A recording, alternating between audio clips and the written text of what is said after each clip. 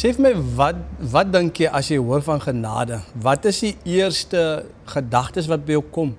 Genade.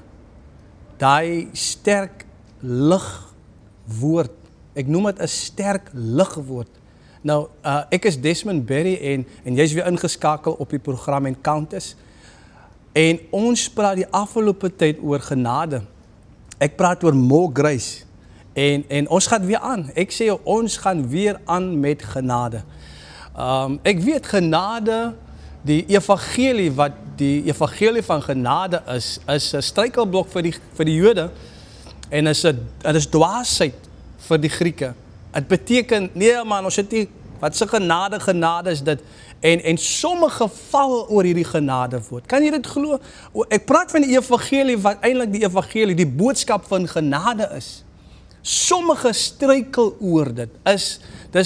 Ek gaan dit noem, dis insane. Dit is om te dink dat jy oor so 'n boodskap kan val. Maar dit bewys ons die swakheid van die mens. So, ek gaan saam met jy lees uit Jesaja 61. Ek wil graag hê jy moet saam met praat. Ons het 'n nommer hier op die skerm, 'n WhatsApp nommer. Jy kan hierdie nommer bel, jy kan 'n WhatsApp stuur en ons is ook op YouTube, as jy nou indruk Desmond Berry Encounters. En in die comment section, stuur asseblief jou comments en laat ons 'n bietjie hoor, wat dink jy van genade? Hoe voel jy oor genade? Nou ons weet natuurlik, daar's 'n klomp goed wat oor genade gepraat word.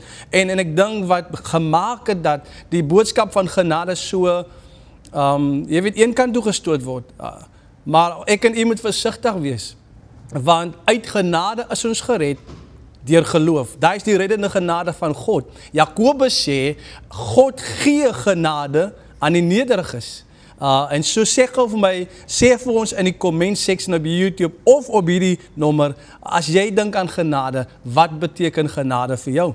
So kom ons lees uit Jesaja 61 vers 1 en dan lees ek lees uit die 1983 Afrikaans vertaling. Vers 1, die gees van die Here my God het oor my gekom, die Here het my gesalf om 'n blye boodskap te bring aan die mense in nood. Hy het my gestuur om die wat moedeloos is op te beer, om vir die gevangenes vrylating aan te kondig, vryheid vir die wat opgesluit is, om aan te kondig dat die tyd gekom het waarop die Here genade betoon, die dag waarop ons God sy vyande straf, maar almal wat treur, vertroos. Nou ek titel my boodskap vandag, tyd van genade. Nou, kom eens kyk gou, ek wil eens met gou iets kyk hier in 1 Korintiërs, en hy praat in hoofstuk 15, ek haal het sommer so vrylik aan, hy sê, Paulus vra, dood, waar is jou angel? Doodrik, waar is jou oorwinning? Die angel van die dood is die sonde, en die krag van die sonde is die dood. So as die krag van die sonde die dood is, dan sê ek, die krag van die evangelie is genade. Dit is wat die evangelie doen. Hy gee krag aan genade. Hy bekragtig genade. Hy is die dryfkrag, hierdie boodskap van Jesus Christus. Hy homself is die dryfkrag agter genade. En jy sien, ek wil ek en u ons moet vandag 'n bietjie inkyk op 'n tyd van genade. Onthou die prediker sê in Prediker 3 vers 1, hy sê, daar is 'n tyd vir elke ding onder die son. So, die tyd van genade is nou. Daar gaan 'n tyd kom waar die oordeel kom. Dis nog nie tyd vir oordeel nie. Die skrif sê dat die seun van die mens het nie gekom om die wêreld te veroordeel nie, maar om hulle te red. Hoe word mense gered? Efesiërs 2 vers 8. Uit genade is julle gered, deur geloof. Jy sien, so ek en jy moet verstaan, en hoe moeilik dit lyk in hierdie wêreld. En dit maak nie saak met wat ek en jy te doen het nie. Wanneer ons, ek wil dit noem, Bybelse genade, God se ware genade verstaan, dan gaan dit ons help in hierdie woeste wêreld. Ek en jy moet verstaan, dis 'n tyd van genade. Jesaja skryf hy praat eintlik van Jesus Christus wat sou kom, en hy noem om aan te kondig die tyd, dat die tyd gekom het waarop die Here genade betoon. Kan jy onthou dat ek dink is ergens in Matteus waar hy ook noem eer aan God en aan die mens 'n welbehaag. Daai woordjie welbehaag praat van genade. Toe Jesus kom, toe hy gebore was, toe kom genade. Jy sien, voor Jesus was dit die wet. En daarom het die wettiese volk in Jesus se tyd het hulle baie gesukkel met hierdie boodskap. Het was vir hulle, daarom sê Paulus, dit was vir die Jode was dit 'n struikelblok.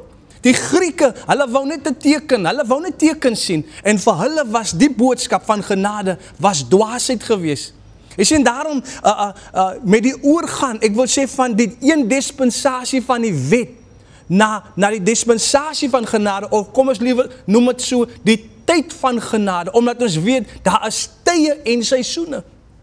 En ons is in 'n tyd van genade, en toe die tyd van genade aanbreek, toe kom die woord van God en sê eer aan God en aan die mens 'n welbehaag.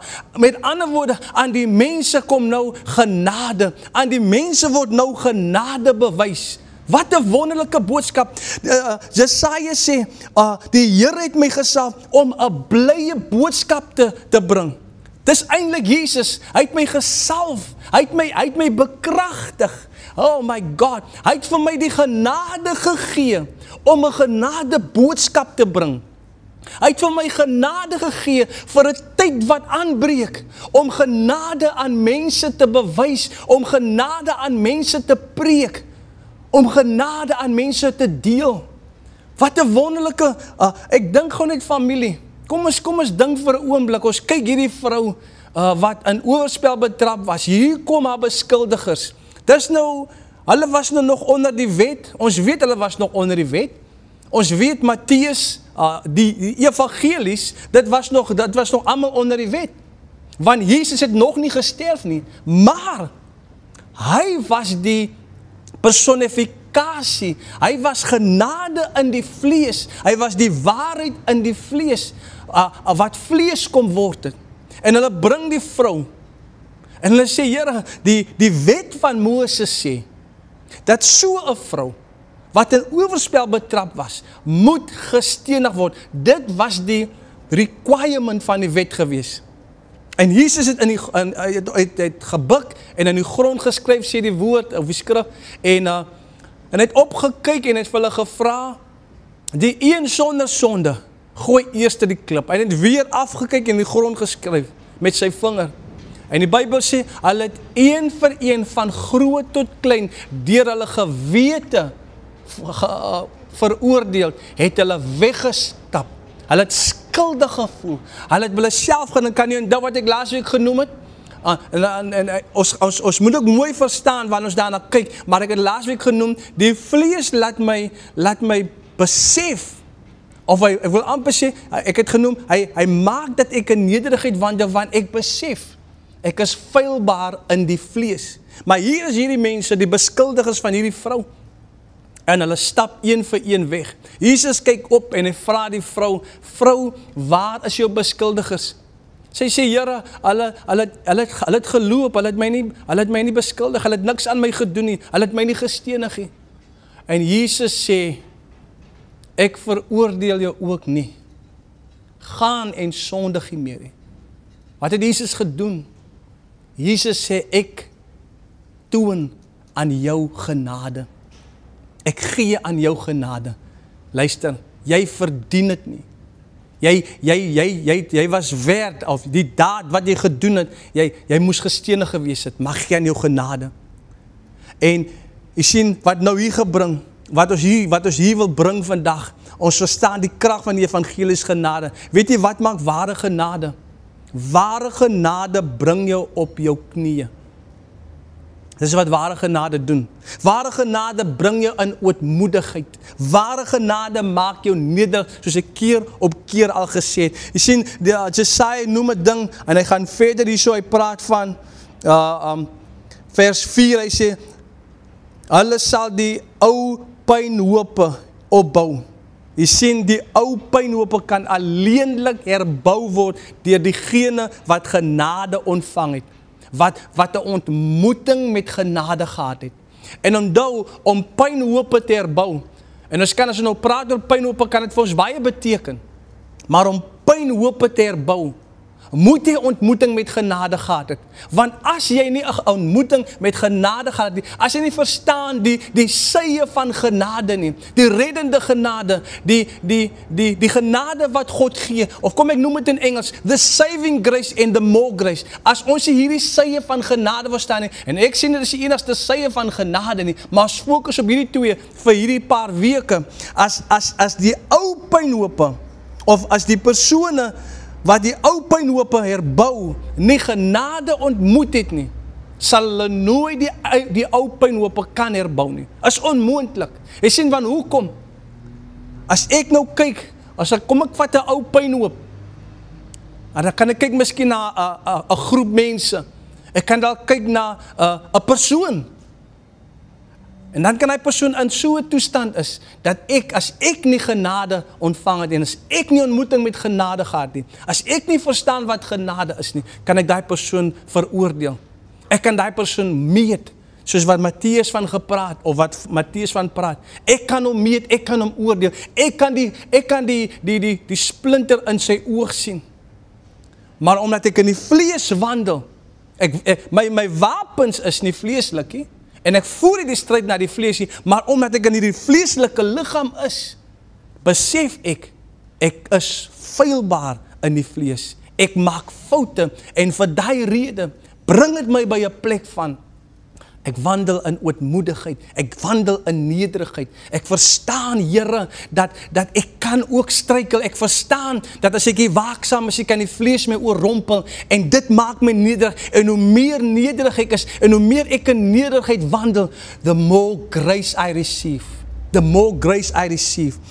Hoe kan ons die trerendes troos, as alleenlik deur uitroepe van genade? My God, ek sê vandag familie, jy sien, die godsdienstige mense het uitgeroep, kruisig hom.